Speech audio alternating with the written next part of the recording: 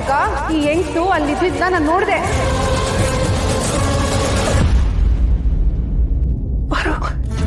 ಯಾಕವ್ವ ನಾನು ಯಾಕಂಗ್ ನೋಡ್ತಿದ್ಯಾ?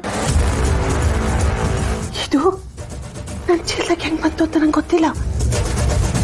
ಆ ಮಕ್ಕಳ ನಾನೇ ಬೇಕು, ನನಗೆ ಗೊತ್ತಿಲ್ಲ. ಅಯ್ಯೋ ಅಯ್ಯೋ ಅತ್ತೆ, ಇಲ್ಲ ಅತ್ತೆ, ನಾನು ನಿಮ್ಮ ಮೇಲೆ ಅನುಮಾನ ಪಡ್ತೀನ ಹೇಳಿ? ಖಂಡಿತ ಇಲ್ಲ ಅತ್ತೆ, ಖಂಡಿತ ನಿಮ್ಮ ಮೇಲೆ ಅನುಮಾನ ಇಲ್ಲ ನನಗೆ. ಆದರೆ ನಿಮ್ಮ ಎಲ್ಲಿಡ್ಕೆ ಚೀಲದೊಳಗಡೆ ಈ ಸರ ಹೇಗೆ ಬಂತು ಅನ್ನೋದೇ ನನ್ನ ಅನುಮಾನ. ಯಾರು ಮಾಡಿರ್ಬೋದು?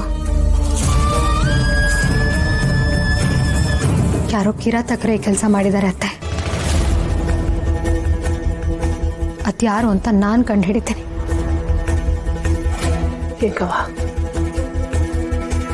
ಹೆಂಗವ ಕಂಡು ಹಿಡಿತೀಯ?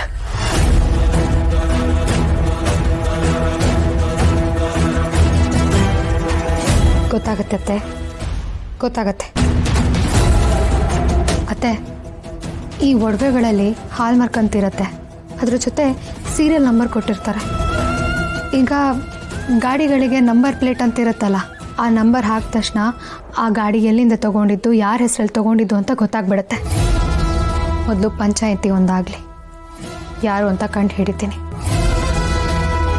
ಆದರೆ ನೀವು ಯಾವ ವಿಷಯನೂ ನನ್ನ ಹತ್ರ ಹೇಳ್ತಾನೇ ಇಲ್ಲ. ಸಮಯ ಬಂದಾಗ ಎಲ್ಲನೂ ಹೇಳ್ತೀನಿ ಅಂತೀರ. ನಮ್ಮಪ್ಪ ಯಾಕೆ ನಿಮ್ಮನ್ನು ಅಷ್ಟೊಂದು ದ್ವೇಷ ಮಾಡ್ತಾರೆ? ಯಾಕೆ ಅಷ್ಟೊಂದು ಕೆಟ್ಟ ಬುದ್ಧಿ ಮಾಡ್ತಾರೆ? ನೀವೇನೂ ಹೇಳ್ತಾನೆ ಇಲ್ವಲ್ಲ ಅತ್ತೆ. ಆದರೆ ನಂದು ಒಂದೇ ಪ್ರಶ್ನೆ ಅತ್ತೆ, ಒಂದು ಕಾಲದಲ್ಲಿ ನೀವು ಅಷ್ಟು ಚೆನ್ನಾಗಿದ್ರಲ್ಲ, ದೇವಸ್ಥಾನದಲ್ಲಿ ಇದ್ದಿದ್ದು ಒಡವೆ ಕರಿತೀರಾ ಅಂದರೆ ನಂಬಕ್ಕಾಗ್ದಿರೋ ವಿಷಯ ಅತ್ತೆ.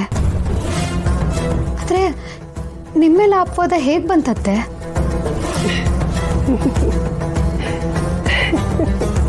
ಒಡವೆ ನಾನು ಕದ್ನ, ಅದ್ರ ಅವಶ್ಯಕತೆ ನನಗಿರ್ಲಿಲ್ಲ ಪಾರು. ಒಡವೆ ಕದ್ದು ಹೋಗ್ತಿದ್ದವನ್ನ ಹಿಡಿಬೇಕು ಅಂತ ಹೋದೆ.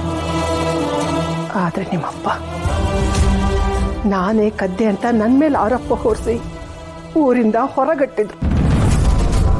ನಾನು ಅದನ್ನ ಬಿಡಿಸಿ ಹೇಳೋಕ್ ಪ್ರಯತ್ನ ಪಟ್ಟೆ, ಆದರೆ ಒಂದು ಸಣ್ಣ ಅವಕಾಶನೂ ನನಗೆ ಕೊಡ್ಲಿಲ್ಲ.